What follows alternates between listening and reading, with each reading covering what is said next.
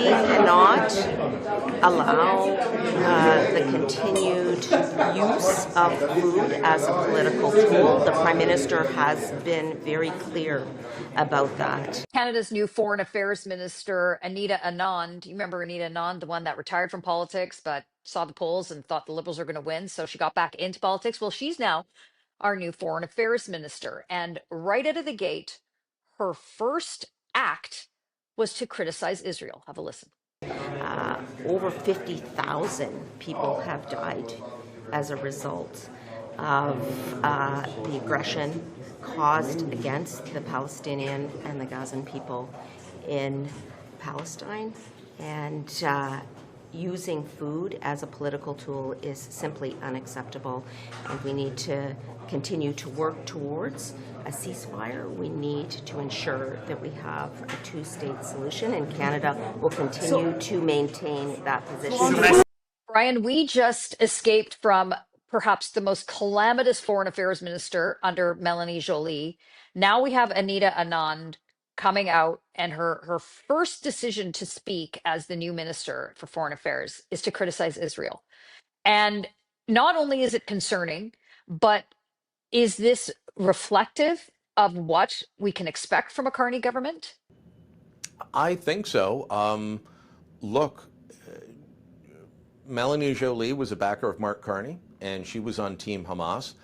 I noted as soon as Anita Anand was mentioned as the new Foreign Affairs Minister that is where she came from as well. Mark Carney had several people that signed the Palestine Declaration or the Vote Palestine document backing him. He was very quick all through the leadership and the election to denounce Islamophobia, not so quick on anti-Semitism, very little to say on Israel. I think personally he comes from a both political and religious view that is on the side of the Palestinians, to the point that he's willing to turn a blind eye to the fact that Hamas is running things and that Hamas is in there. So he's not going to have a problem with Anita Anand coming out and making a statement that blames Israel for all the deaths since October 7th. That is what she did. She completely ignores the fact that this is a war that Hamas started. This is a war that Hamas refuses to stop, to surrender on. This is an organization that refuses to release the rest of the hostages, which is one of the, if they did that, let me tell you, we've all been to Israel over the last year and a bit. Support for Netanyahu continuing to wage this war, which so many Israelis are against, would dissipate if the hostages were returned, dead or alive. They just want either the live bodies or the remains returned respectfully. And if that happened, support for this war would disappear.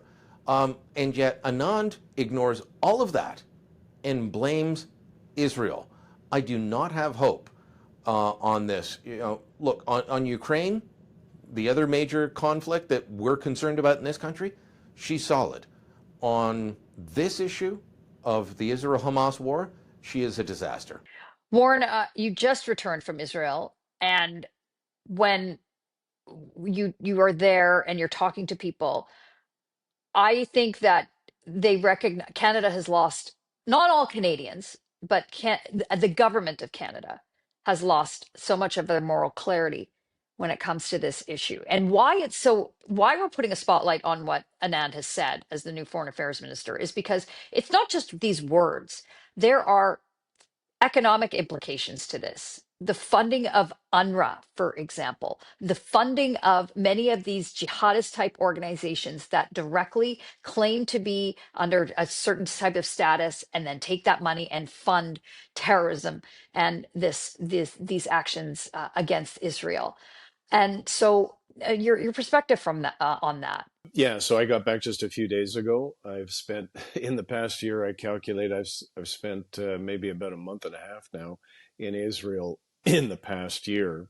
And so while I was there, we were filming a documentary about the propaganda war against Israel in the West.